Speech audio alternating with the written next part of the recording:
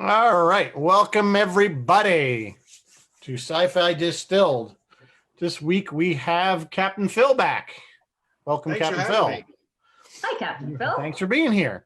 So Captain Phil this in the week house. was another episode of Make Me Watch. Yes. I had never seen, and Phil has never seen. And let's get it out of the way now. You've never seen Inconceivable. Inconceivable. The Princess Bride. So, yeah, so that's what we watched. I know it's not science fiction per se, but we're kind of bumping the envelope. I kind of consider it fantasy. So that's as close as we get. But I hadn't seen it. Everybody's seen it. They're talking about a remake of it. I would say once again, do not remake this movie. No, it's not necessary. It's not dated in any way, in my opinion. So why Carrie Wesley himself, Carrie Ellis, tweeted, there's a shortage of perfect movies in the world. It would be a pity to ruin this one. Right. Oops. Let me see who we got. So let's do our. Oh yeah, I got to do our cocktail. Let's do our cocktail for tonight's episode. Yeah, I just want to set up my browser here so I can see everybody. It's just iced tea tonight. I'm not. Well, we do have. Let me get this up. Hang on. I'd like to share. It is of course themed. So we got the Fire Swamp Fireball cocktail. Ooh, Fireball. 1.5 ounces of Fireball whiskey, ½ ounce of liqueur. That should be high. There's a typo. I'll fix that for the webpage. But this is what you do when you do things in a hurry. Liqueur 43, cream soda to taste, and garnish it with some of those fireballs that we always used to love as a kid. Pure cinnamon. Woo! Yeah. Woo! Although cream soda would probably actually sounds like it could be tasty. Yeah, I mean, you could go with probably ginger ale if you wanted to knock it back a bit. So. Well, with the giant pig, shouldn't you throw like a strip of bacon in there as well? Since it's the fire swamp. Was it a pig or a rat? I thought it was a rat. That's true. It was a rat. Well, yeah, that sort of would ruin it. Because he did say giant rodents. Oh yes, a pig wouldn't fall under the rodent category. It's the ROUSs, and ROUS stands for rodent of unusual size. Ah, he's right. Yeah. I'm assuming they taste like chicken then. Everything tastes like most chicken. likely. I mean, they did barbecue one. So just to go through, Roy, welcome, and Sue. I assume that's Sue. And who else we got out there? And Martin. Thanks, guys, for joining us. And Martin, hi. So, Phil, I'll let you go first. Give us your impressions of The Princess Bride. My impression of The Princess Bride is I probably should have watched this in 1987. And at first I thought it was a TV movie because it really has the look of a television production, a very good television production. And of course, a lot of the people in it are from, TV land, especially Meathead Rob Reiner directing, and Norman Lear and all that. So I got the vibe it was a TV, but no, it was a theatrically released. But when I was talking to Mrs. Captain Phil last night, and she was reading up on it, she said it really took off in home video. So I'm thinking, was this one of the films that really hit when the home video, blockbuster video rental revolution began? Was this like a big thing then? Yes. In terms of the actual, I'm not a fantasy guy, so I like science fiction. I like 2001. I love The Arrival, stuff like that. So I like science in my fiction. But in this case, this was a great fun romp. It reminded me a lot of Shrek in a lot of ways, or I guess Shrek reminds me of The Princess Bride in a lot of ways. Yeah, I think there was definitely some things. Cross-contamination there. But I think what makes this thing stand out, because Michael and I have been ruined with everybody in science fiction fandom over the last 35 years quoting this movie to us without us actually seeing it. And you can only hear, you killed my father, prepare to die so many times and inconceivable so many times. And it kind of loses its uniqueness. So when I was actually seeing those things appear in the story, it didn't have the impact it did when I was standing in front of Joe Schmo, and Name That Con Sweet, and he was drunk and just quoting either Monty Python or this movie, So it didn't have that same sort of thing. But the thing that kicks butt for me in this movie is the actual writing.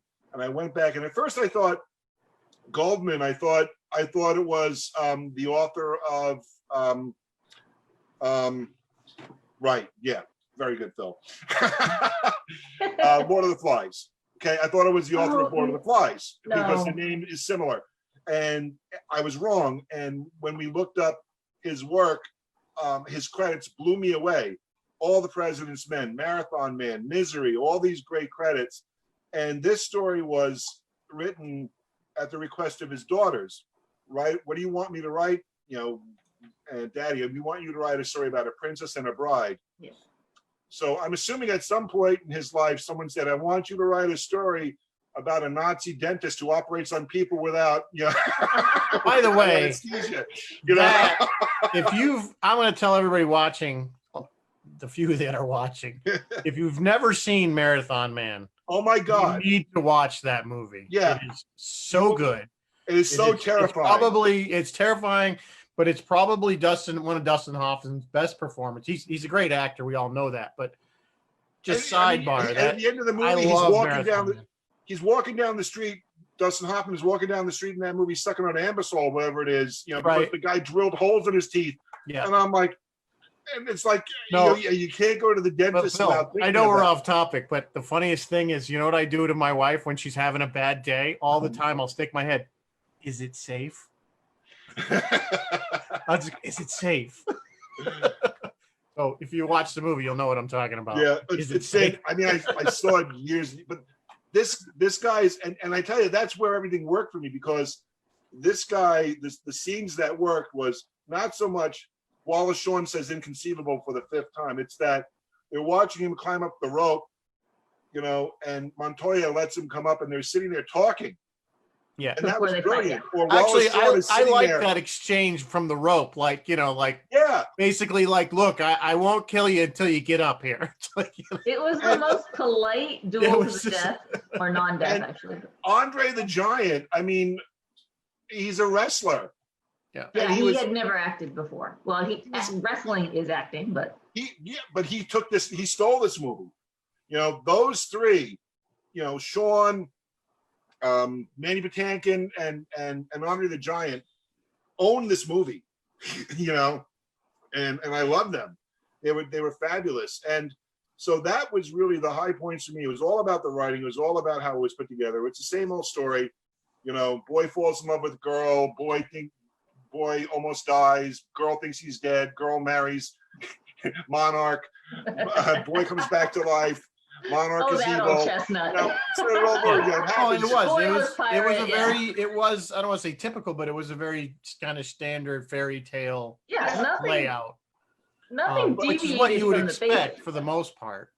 But it wasn't that there was some huge morality play happening here. It's like, here's a writer at the top of his game, and he's just showing it. It's basically Johann Sebastian Bach. It's like at the height of his powers. It's Beethoven's Ninth Symphony. It's there. It's in that perfect spot. Well, Stephen King had a similar, when he wrote, I think it's Dark Tower. Yeah. He basically wrote that it doesn't really have any horror in it per se, but it's kind of a fantasy Kings. And if you've ever read Dark Tower, I think it's called Dark Tower. Yeah. Somebody can probably correct me. I did read it. It's the only Stephen King book I ever read. Really? Speaking of King, this same author, so for King's Misery, William Goldman, what is his last name? Goldman. William Goldman wrote the screenplay for Misery. And he also wrote Dolores Claiborne. He had range. The man had range. He did Butch Cassidy and the Sundance Kid. This, Misery. Well, Stephen wrote Misery, so I guess that wouldn't count. Well, he wrote the screenplay is what you're saying, as opposed to yeah. So, but he obviously has quite a credit length of credits there. So, but they're all good credits. It's not something. Okay, you look through his work, and there are some turkeys here and there, and of course, film is a collaborative business, so you can't lay it all at his feet. But it seems to me like in this production, he was the most famous person because a lot of the people there in the 80s. Okay, well, Carl Reiner is pretty famous. You know, Norman Lear's pretty up there. But I think he was the big name in this production, and it was just amazing, you know. And he kind of overshadows the performances, his actual dialogue, in my mind. You know, I think it's a writer's movie. He did a Bridge Too Far. Well, he did write. I'm just looking through his credit right now, and yeah, Bridge Too Far is in there. The Great Waldo Pepper's in there. Yeah, I mean, the guy was, yeah. And so you combine that writing with Rob Reiner, who is fresh off of Spinal Tap, if memory serves. Combine that with Rob Reiner's sensibility, like funny sensibility. And what does Rob Reiner do right off the bat? Cast his two best friends. He casts Christopher Guest, who I adore. I don't know if you guys are fans of movies like A Mighty Wind or Best in Show or Waiting for Guffman or something like that. Christopher Guest, because Christopher Guest usually partners with Eugene Levy, and they write some funny stuff. So he has Christopher Guest, and then he grabs Billy Crystal. I'm like, oh my God, the casting in this thing. And Billy Crystal's part in this, Billy Crystal jumps in, and I'm sitting there saying, holy crap, it's Billy Crystal. And it's the good Billy Crystal. You know, it's not the angry Billy Crystal. And Carol Kane, like yeah. at the height of his talent as well. And he owned that.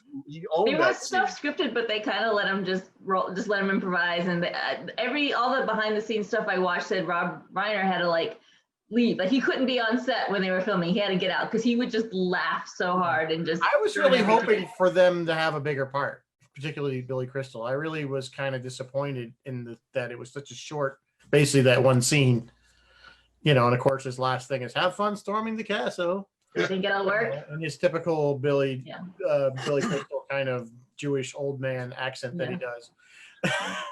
and his wife, Carol Kane, Carol, yeah, she's amazing. Yep. Carol's been in a million things, and she always plays kind of an old screaming She kind of plays the same. Yeah, most of her characters are kind of the same. Yeah.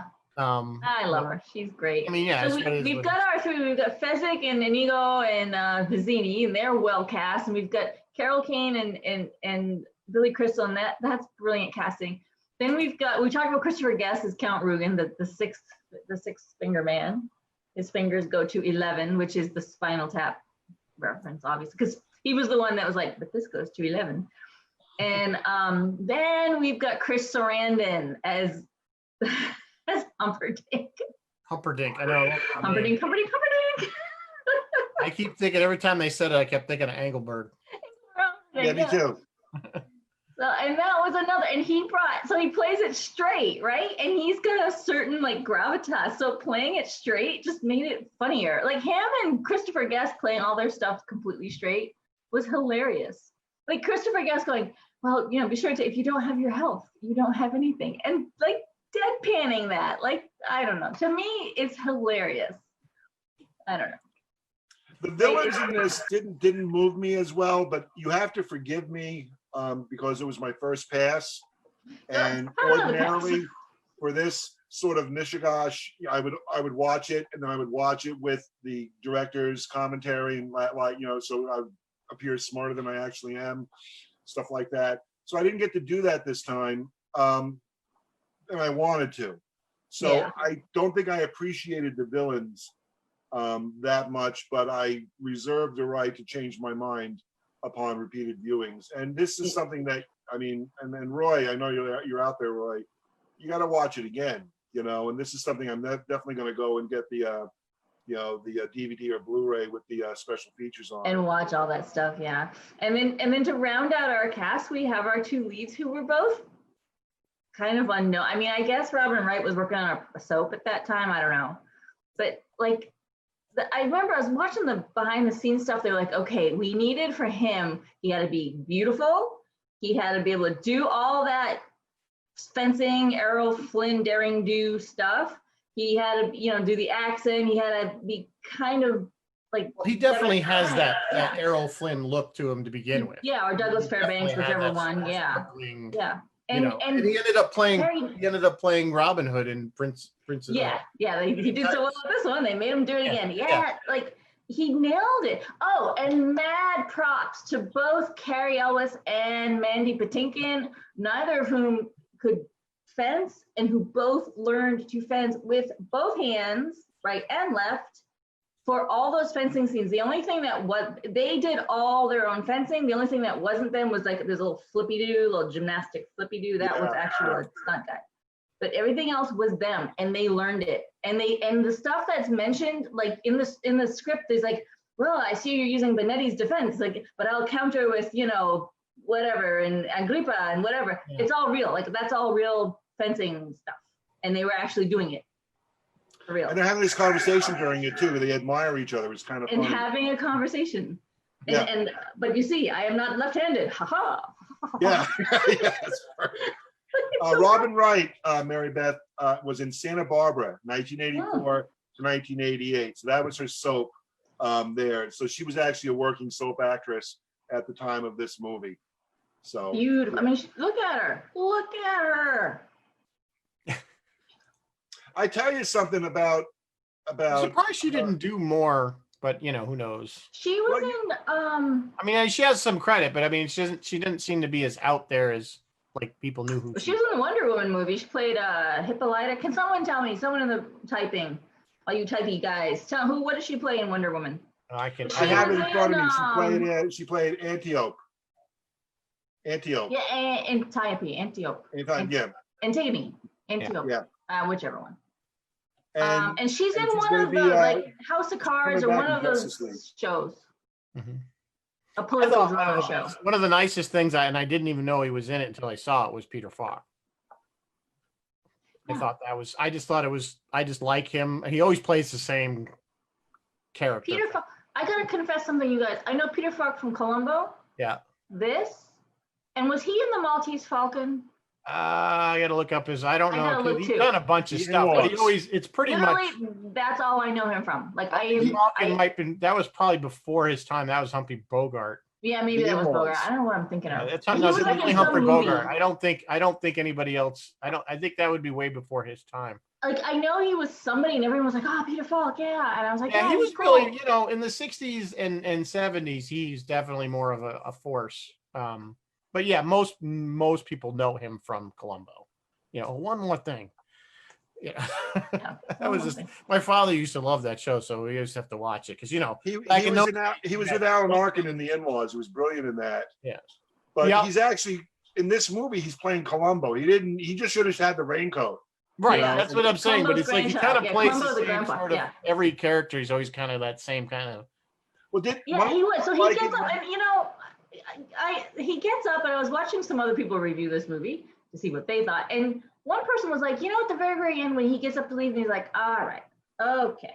He's like, what is he doing? And part of me is like, well, that's Columbo, that's Peter Falk. But then I realized, no, that's the grandfather really wanting to tell his grandson he loves him, but not finding the words or being able to do it. Like, it's just not, because guys don't.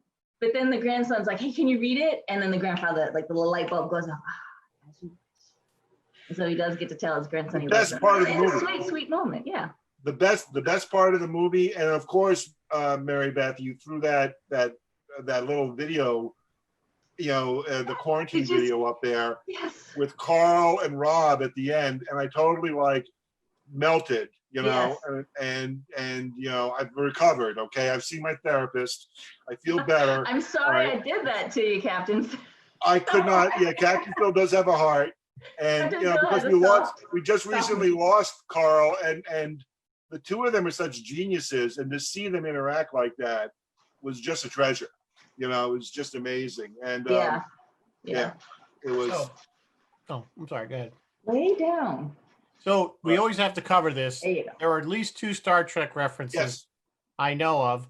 One, obviously, Wallace Shawn was Grand Nagus Zek on Deep Space Nine, and also Chris Sarandon had a part as an alien in Deep Space Nine.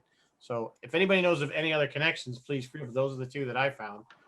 Because Wallace Shawn was just at either Farpoint or Shore Leave, I forget which one. He was very good. It was a lot of fun. He's basically a New York intellectual. He's a playwright, and he doesn't look at memes, and everybody at the convention was like, "What?" You know, said, "Did you see this meme on Facebook where it's your face? Inconceivable this, inconceivable that."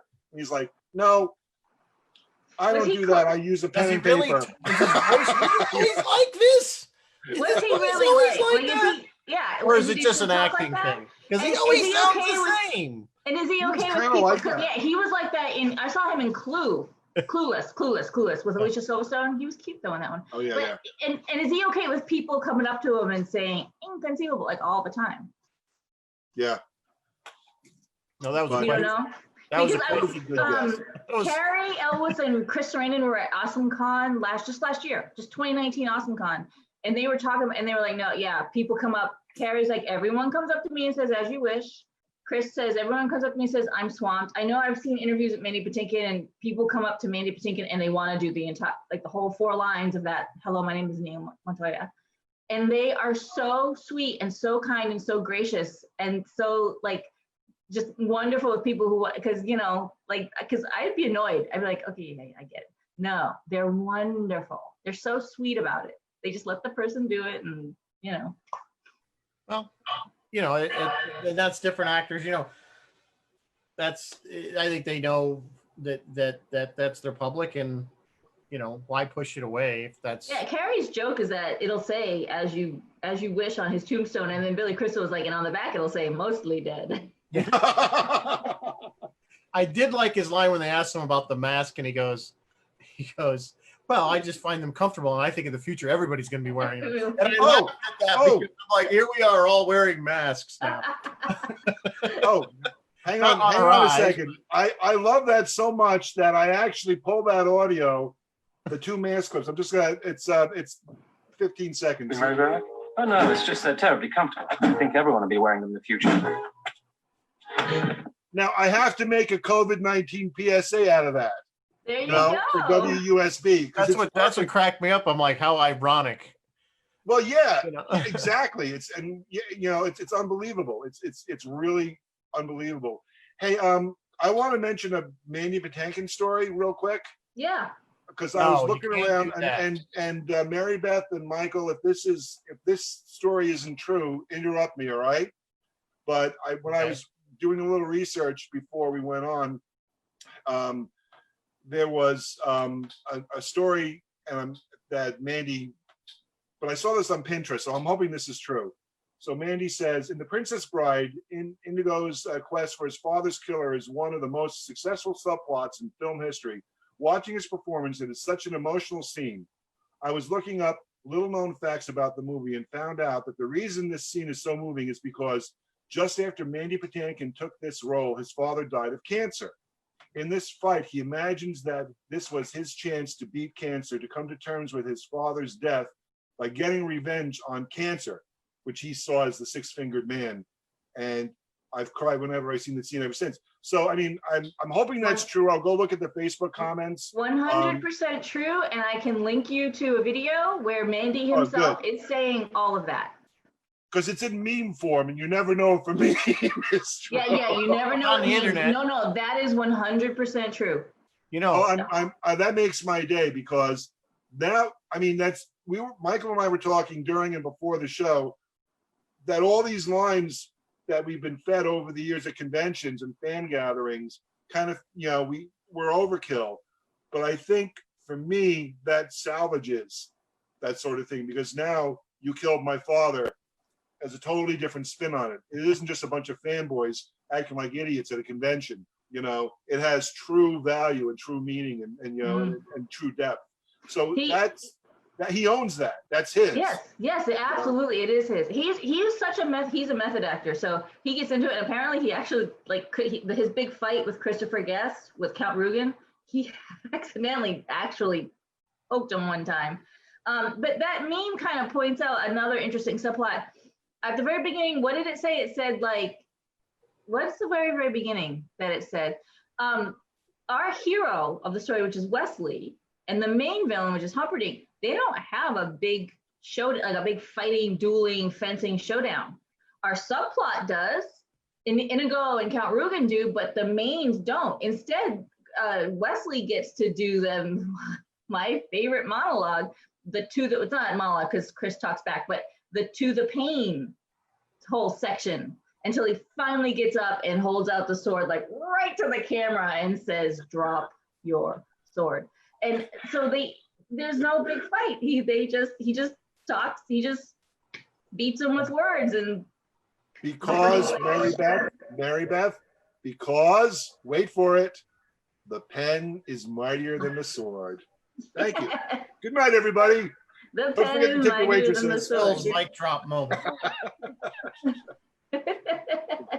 Manny Patinkin in Dead Like Me, I hated him. Did you ever watch him in Dead Like Me? No, but he's killing it on what's he on now? That's also like Robin Wright, the political thing. Well, I gotta look it up. He's killing it on that. Like, didn't he get an Emmy for it or something? I don't know. I gotta look at what he's. House of Cards. House of Cards. Oh yeah, that's right. House of Cards. Yeah. God, he seems like an interesting guy. I'd like to meet him someday. And he's a decent musician too. Oh really? Yeah, oh, I think he sings and dances. I'm pretty sure. Yeah. So, but I think I was always put off by his performance in Dead Like Apparently Me. there was. I'm just looking up his credits, and apparently there was a Princess Bride video game. In 2009, 2008. Okay. Interesting. If people out there need even somehow more Princess Bride, I know Carrie Elwes put out a book called,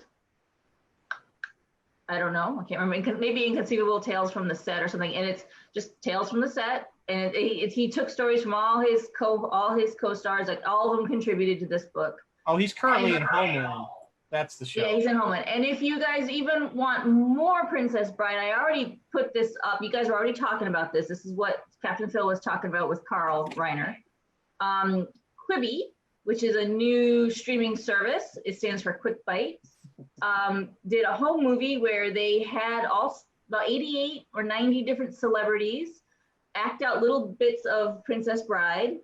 And they had to do it at home in quarantine or lockdown or wherever, the self-isolation, wherever they were in. They had to use whatever camera they had, whatever they had around for costumes, whatever they had around for props, and act it all out. And they sent all their film in and they strung it together to make the whole movie.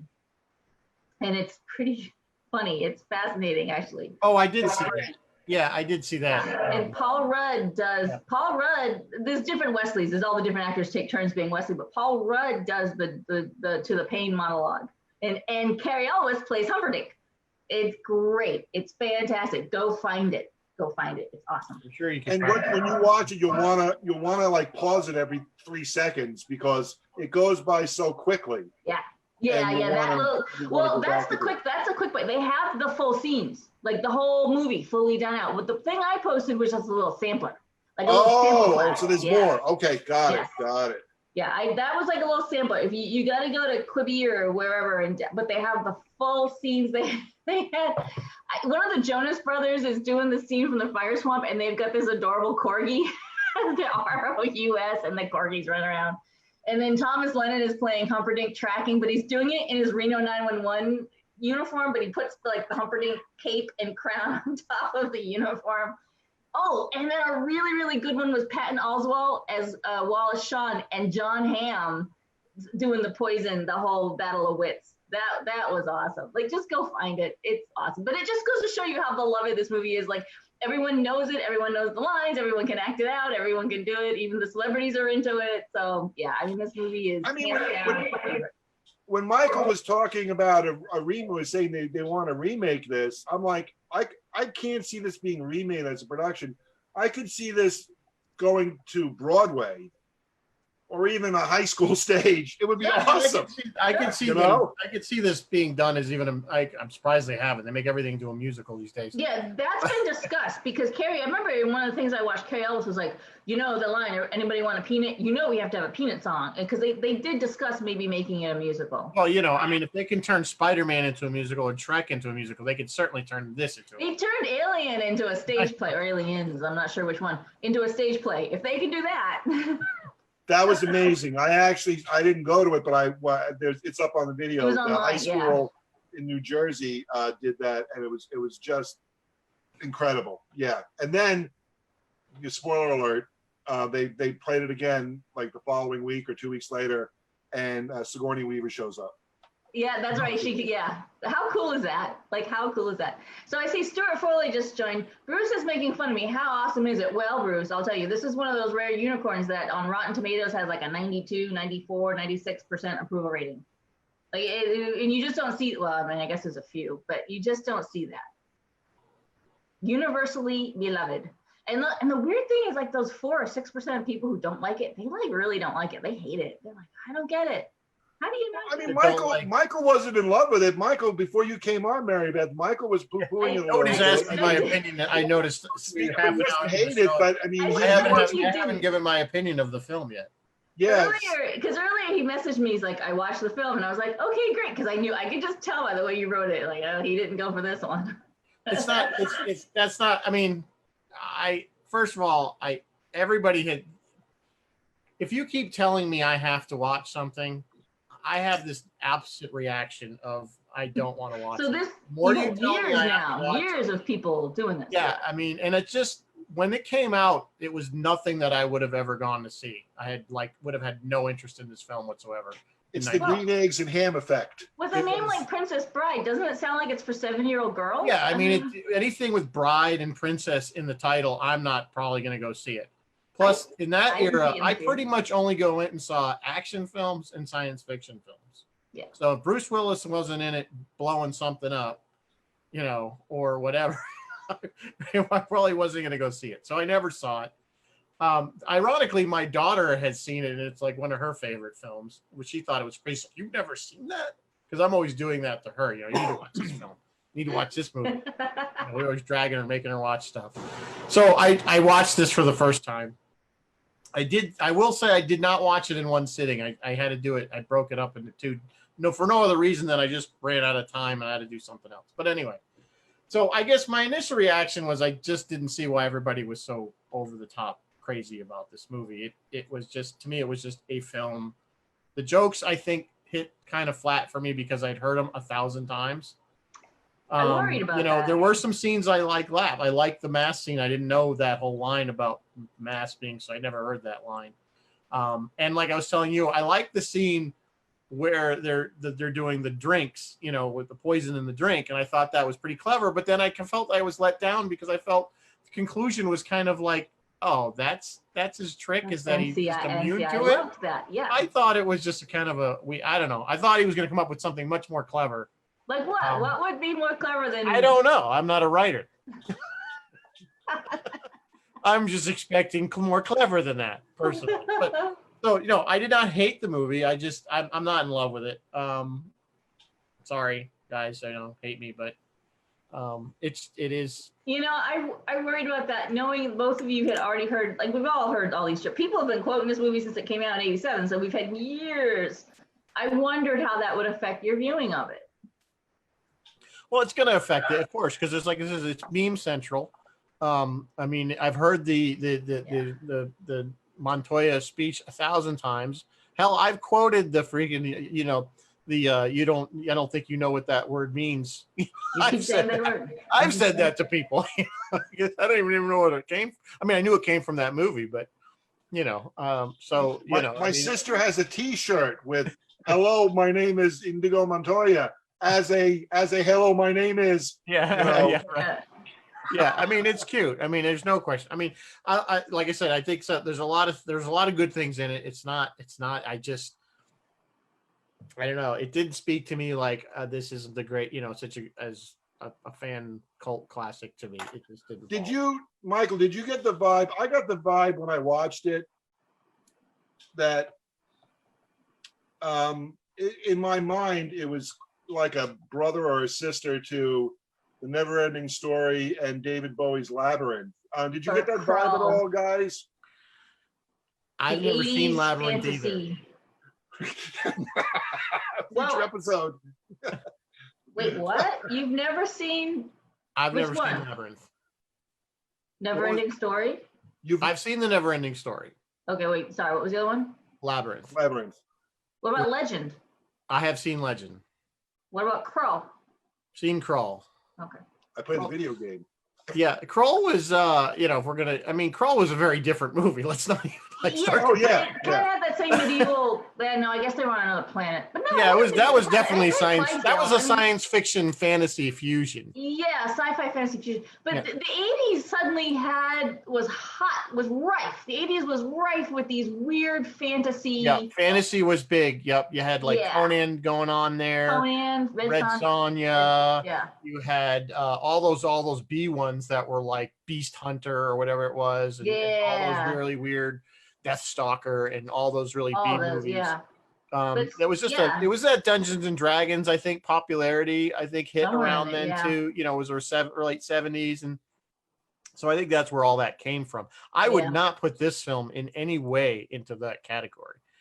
Oh no, I disagree. I feel like they're very close together, especially Labyrinth. I feel like the look of Labyrinth is close to the look of this film. Neverending Story, because it's a German production, it seems a lot different than an American production. It just seems like that whole vibe is very European. Yeah, I understand that. Just to remind our audience, Labyrinth is the one with David Bowie. Legend is the one with Tom Cruise. Just so you know. Neither of those films, though, were meant to be humorous. Whereas Legend is the one with Tim Curry looking like right. It's where Tim Curry played the devil. Just so we're clear, Labyrinth is David Bowie with a mullet and he's juggling the orbs. Right, which I've never seen that film. It's the codpiece. It's all about the codpiece in Labyrinth. And it's the codpiece. It's David Bowie's magical codpiece. Yes. And he's juggling orbs. This is a family sort of show, so let's. When David Bowie died, we did a marathon. They buried the codpiece with him. Oh, no. We did a marathon, and we were allowed to do marathons back then. We can't do them anymore because of lawyers. But so we like split it up over 12 hours. And I went and I interviewed people because I wasn't the hugest Bowie fan, but I was hungry for airtime, so I signed up. And I was amazed how I think my kid was like 16 or 17, 18 back then, that all her girlfriends were like in love with Bowie in that movie, that he was the greatest thing in that movie. And I'm watching the movie and I'm like, yeah, she's a little young for you, David. You know, I've run into that. I've run into that as well, where there's certain people I know that were very into that movie because they were just. But watching Princess Bride, I just felt like the vibe. I'm not saying they're equal movies. I'm just saying it's vanilla. It's still vanilla. You know, it's maybe like, you know, French vanilla. Well, I can't, like vanilla, I said, not having ever seen Labyrinth, I can't even speak to that, whether you're right, wrong. Yeah, I don't know if I'd put those two in together. I'm just saying, knowing Legend, that movie has no connection to this film other than. Oh yeah, no, I didn't say Legend originally. Yeah, no, I know you're talking about Labyrinth. Yeah, Labyrinth and Neverending Story, but they all kind of came out together. Like they all came out. Yeah. Legend was a very strange film. Beautiful. It was a beautiful. Yeah, visually it was no question. I think I have it on Laserdisc. It's an excuse for me to hook up my Laserdisc player. And Tim Curry, you know, really again showed some of his acting range. I mean, the poor guy really shot himself in the foot by playing Frankie in Rocky Horror, because then he was like. I don't know about shot himself. I think it launched his career. For years he wouldn't get hired because everybody thought he was transsexual or something, because that was bad then. Interesting. Yeah, no, he didn't come back. I think that was one of the films, and then I think when he did Clue. Yeah, Clue. Kind of when he put him back on the map, and that people realized that this guy is actually a decent actor, and put him back. It was just like Billy Crystal had the same problem. Something else in there too. Billy Crystal had the same problem when he was on Soap. He played a gay guy on Soap, and it really put a damper on his until he got, he came back and did. Wait. Billy's character was gay? Yeah, on Soap. Now I gotta look that up because. Yeah. Oh yeah, he was gay. So, so that was a big deal. Was the 70s. Yeah, it was a big deal back then. To have a gay guy on a TV show in the 70s was like unheard of. So everybody, they wouldn't hire an actual gay guy to play a gay guy. Yeah. So his career was kind of on the rocks after that, until he went back onto Saturday Night Live, basically kind of started back down at the bottom, and then he started. Remember, worked his way back up. Fernando. You know, the weird thing is, remember Fernando? You look marvelous.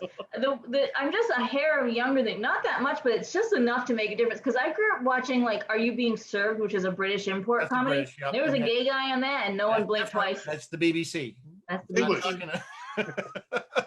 You're right, but you're right, and I've met that guy that you're talking about, and he's really awesome. That's right. You were telling me the story of him. He's really awesome. At Somewhere I probably have or something. of it, me and him together, but he's. Okay. We've wandered away from The Princess Bride, but yes, I understand what you're saying. Hello, welcome to SciFi Distilled. Welcome to SciFi Distilled. We get off topic. Captain Phil, I don't know if I would put Labyrinth and Princess Bride kind of in the same category, but I see where you're coming from. They all kind of came out at once. The 80s had this. Michelle D'Amato, who's Jodie, is what his character was. Jodie, yeah.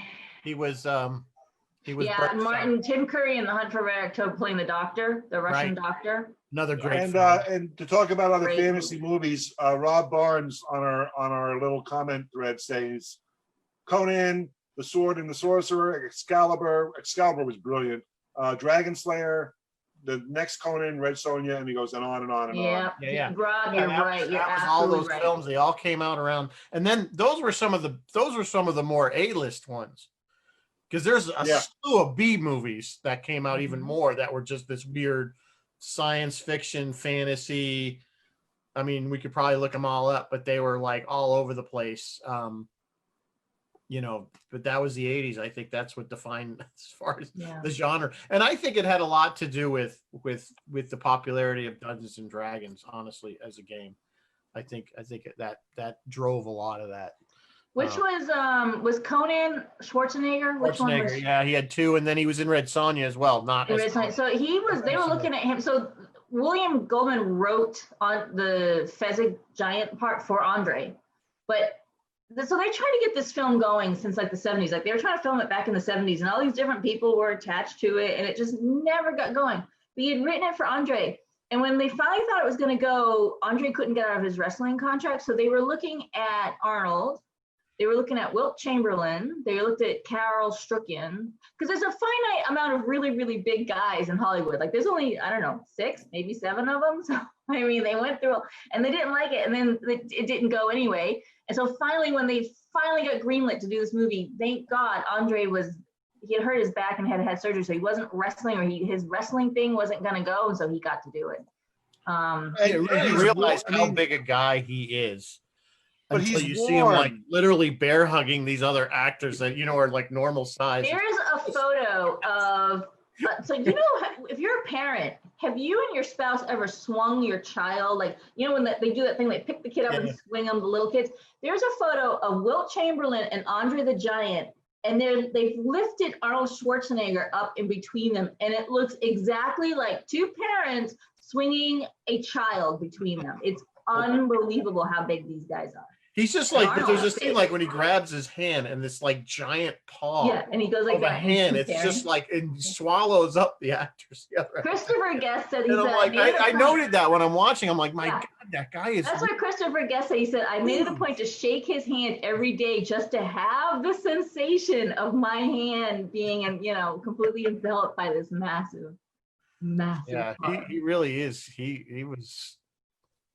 He was great. If it had been Schwarzenegger, it would have been a different movie. I don't. Yeah, the only thing was he was hard. I thought he was hard to understand at times. Andre, yeah, that's okay. That was okay. I mean, he did have some amount of dialogue, but just looking into his face when he was like fighting him in that scene, the mask scene and everything. Why are you wearing a mask? Oh, everyone's going to wear a mask in the future. And all that whole thing with The Rock and everything. It's like, I don't want you to die embarrassed.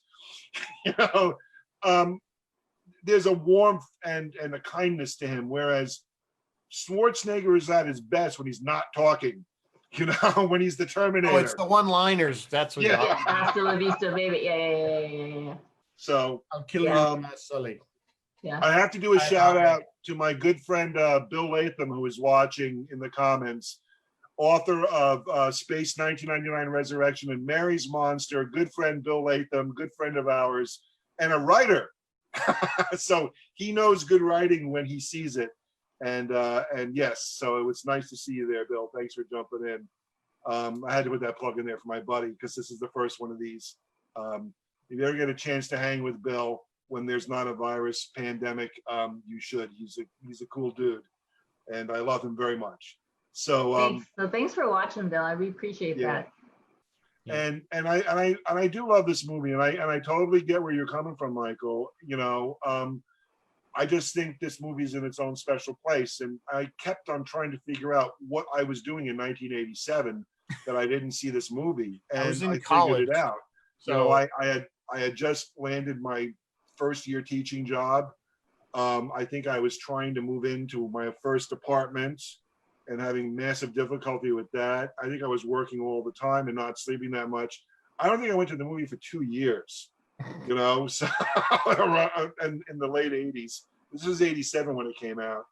So yeah, that's how I missed it. And then I guess I was too embarrassed to admit it until you called me into this. Honestly, we miss a lot.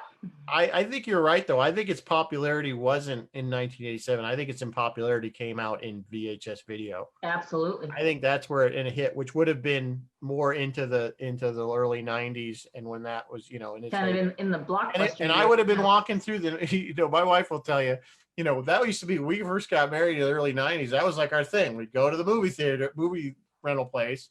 Okay, what are we going to get tonight? What are we going to watch? Or it was a Saturday night, and we'd go get our popcorn, microwave popcorn, and we go and we'd sit there. What do you want to watch? I don't know. What do you want to watch? I don't know. How about this one? How about this one? That one would have never came off the shelf. It just wasn't a pick. You know what I'm saying? Yeah. I'm always looking at action film. That's probably why I didn't do well in the box office either, because it didn't.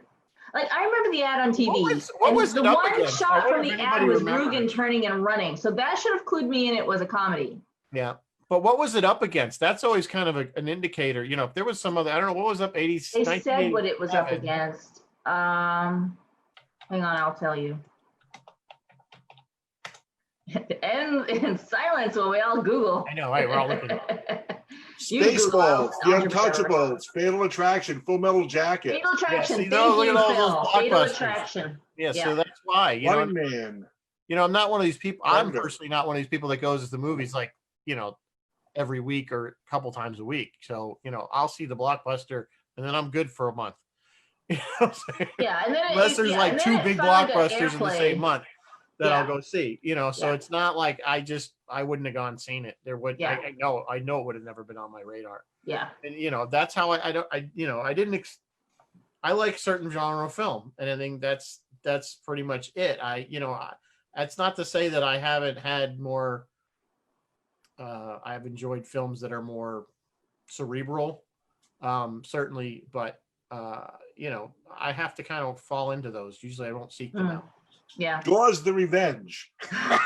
Great one. Of course. I remember that one. So guys, start writing. Everyone start typing. Is there a particular line that you find yourself actually saying in real life, like applying to real life situations more than, because I find myself saying a lot of these lines. Almost nothing from the albino, but I do say sometimes I didn't mean to whatever so hard if I break something. And I don't know why, but I say mowage. Well, I thought that scene I thought was pretty funny. The way the guy had the funny accent or whatever you want to call it. No, he had no R's and never was. So if you're trying to say it, just take the R's out. Yeah. But I'm just saying, I thought don't know why, but I am always quoting that. I didn't see that one coming. I guess I wasn't aware of that joke. Yeah, because he's looking all, and that's Peter Cook, and I feel like I should know who that is. What was he in that I should know who he is? Yeah, I agree. So everyone's like, oh, and Peter Cook and people like, and Mel Smith as the albino, and I'm like, okay, I don't know who that is. Yeah, the guy who I thought Mel Smith was not the guy who I thought it was. Peter Cook. What else has he been in? Blackadder. Yeah. Rob Barnes is saying it's a hard movie to market like Big Trouble and Buckaroo. Yeah, you know what? The Buckaroo cast said the same thing. The Buckaroo was like the studio didn't know what they had, and the Princess Bride cast was like the studio didn't know how to market. Like the cast, maybe it's just a line cast to say or something.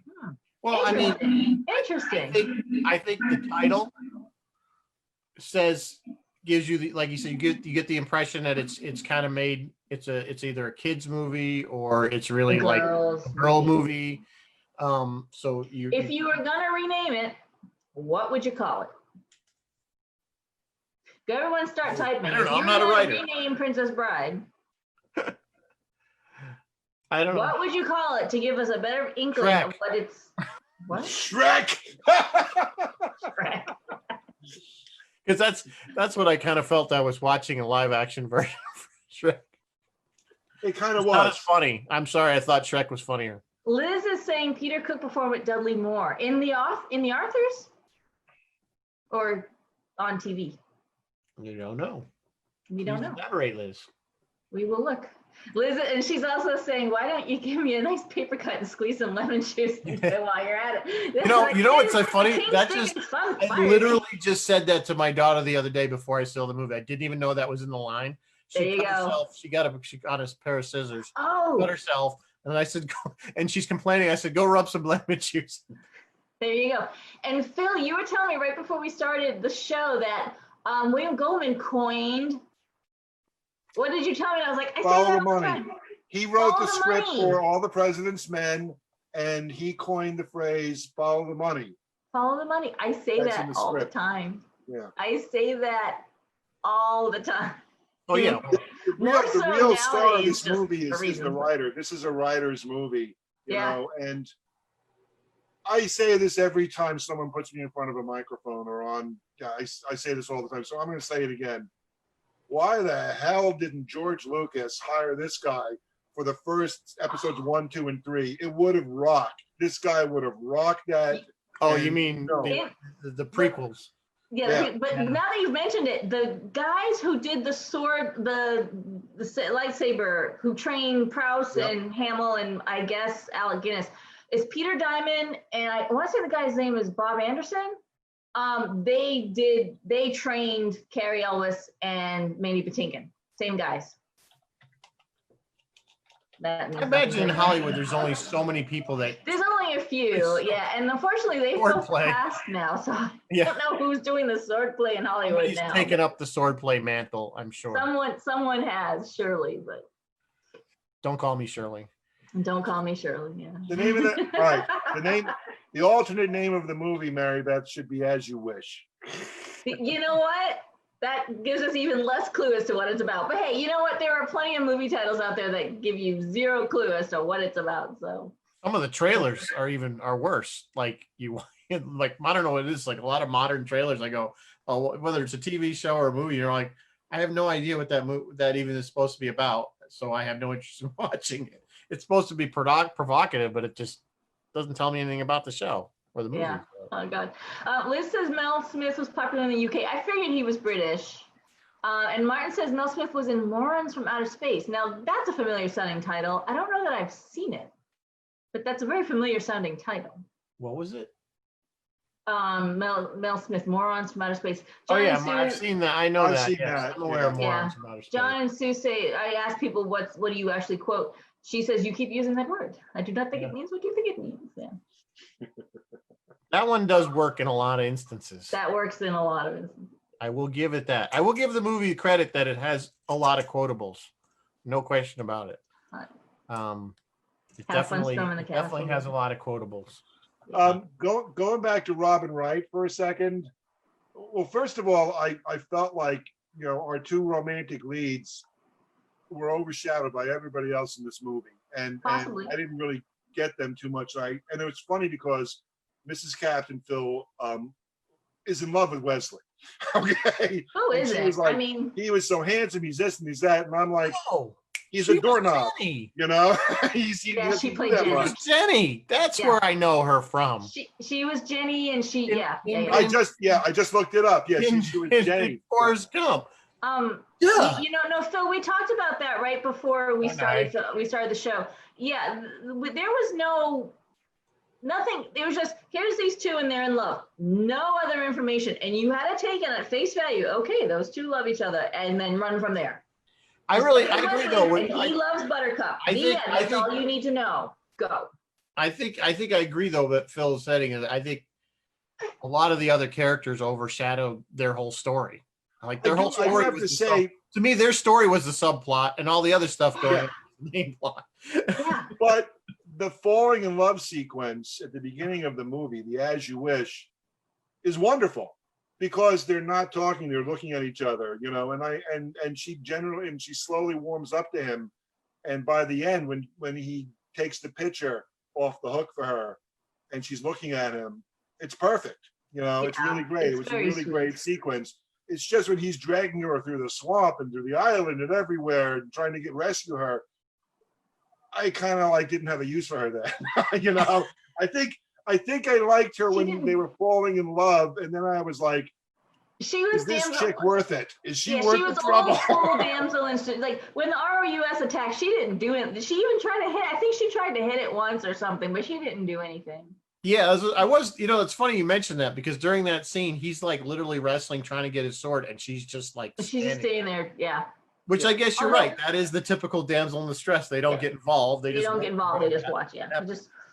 But she does. She kind of mans up when they get out and they come across Rugen and she's and Humperdinck and she says, "Do you promise not to kill him?" She kind of mans up in that moment, but she was useless. Yes, and that because that's the only power she has. She has the power over men, you know, and that's her whatever, you know, her superpower. So and she loves him, so she denies him so he'll live, and they go and kill him anyway. Spoiler alert. For quotes, I say I'm swamped a lot, which is I've got, you know, my wedding to arrange, I've got, you know, I've got my wife to kill, I've got Gilda to frame for it. I'm swamped. You know what? I was talking to Annette about this last night. That whole sequence, Gulf of Tonkin, you know, it got a little political for me. You know, it's like he's starting to start a war with this fake thing. It's like, you know, and I was like, whoa, there's a little meat and potatoes underneath this cotton candy of the but they don't take it too far. I mean, they don't go anywhere with it. You never see the war between Florin and Gilda. No, you never even see the people that he's trying to. They're not even. We don't even see Gilda. We're like, okay, we're in Florin. That's it. Yeah. But you know, in this sidebar, kind of the weird way, you know, when he's in the pit of despair there, and he's got the machine that sucks the life out of you, I'm thinking, I wanted them to flesh the machine out more. I wanted to know about more how the thing worked because all it was a bunch of gears that ran by water, but we don't know. Was it a vacuum? Yeah. Well, I don't know. That's life. Yeah. Was he being electrocuted? So Michael, when they remake this, if they remake this, you know it's going to be some giant CGI mishigash that will be like ridiculously, you know, complicated and unbelievable, you know. But that's just one of those, again, it's like Wesley, but you just take it on face value. I get it. In the Rocky Horror Picture Show when he brings Rocky Horror to life, how does that work? We don't know. It pours paint into a thing. We don't know. Just take it on face value. Well, this is it. I just want to not that I needed to know exactly the science behind it, but I didn't really know what it was. They said it sucks the life out of you. Science of sucking life. I don't know. But that's like the Dark Crystal. They were sucking life. There's some electrical something. Movies where we're sucking life. It needed like some sparks or something, I think. Yeah, it probably did. It looked like suction cups on his head. So electricity would probably be a bad mix. Speaking of which, the eels, those electric. The eels. There was an electric cord. They're in a tank, and Robin was pretty nervous to be in the tank with that eel because it was electrically powered somehow. And she's like, "Are you guys really gonna put that electric thing in the water?" It worked. It was. They fine. do that all the time with sump pumps. Well, I mean, yeah, but I'm sure they took every precaution, but for whatever reason, she was worried about it. So. As long as it's grounded, it's fine. Martin is on the Facebook machine, and he says, "As You Wish" was spoken by Boba Fett in Star Wars. Is it?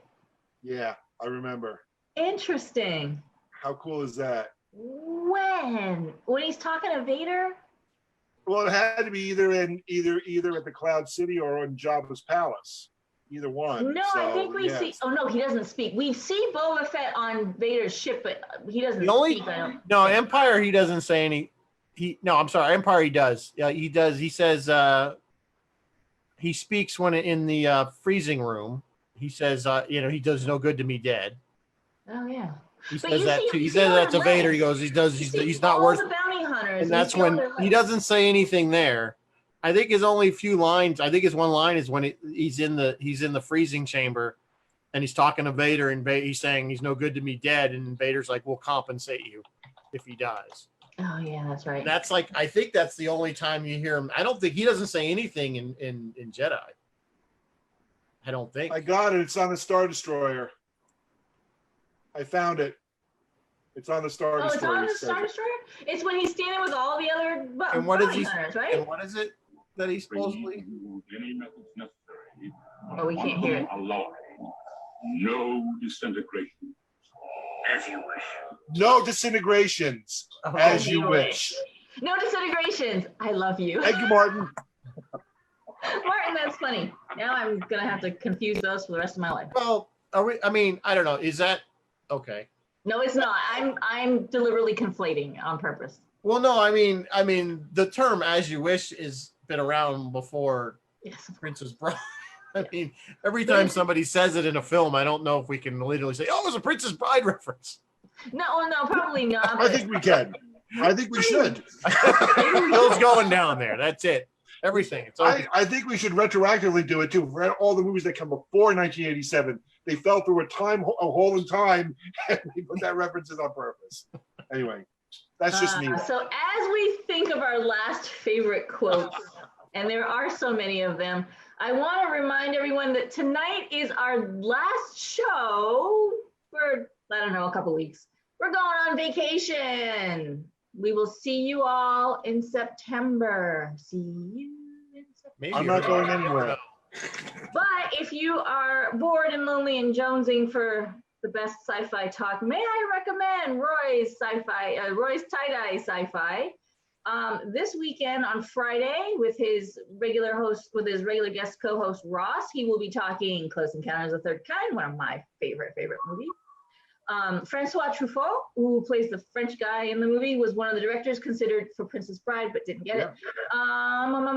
And on Sunday, because you never get enough of us, it will be us. It will be Rizzo and I, and we will be talking about one of the, I'm going to say foundation of, I shouldn't say foundation. I call it the grandfather of modern science. Grandfather of modern science fiction, and that is Forbidden Planet, which is a great movie. If you haven't seen it, go watch it. You'll see so many that movie. We can talk. We're gonna have a long, in-depth. We'll have a long conversation about that one. Yeah. Certainly one of my all-time favorites. We will be. Oh, hi, Kelly. Kelly's here. We will be back in, I don't know, September, I guess, with all new. Whatever. I don't know. Whenever we feel like it. Yeah, it won't be more than 2 or 3 weeks. Yeah. I'm out. I have some other stuff going on, so. Yeah, Rizzo's got a life. How very dare you have a life? Yeah.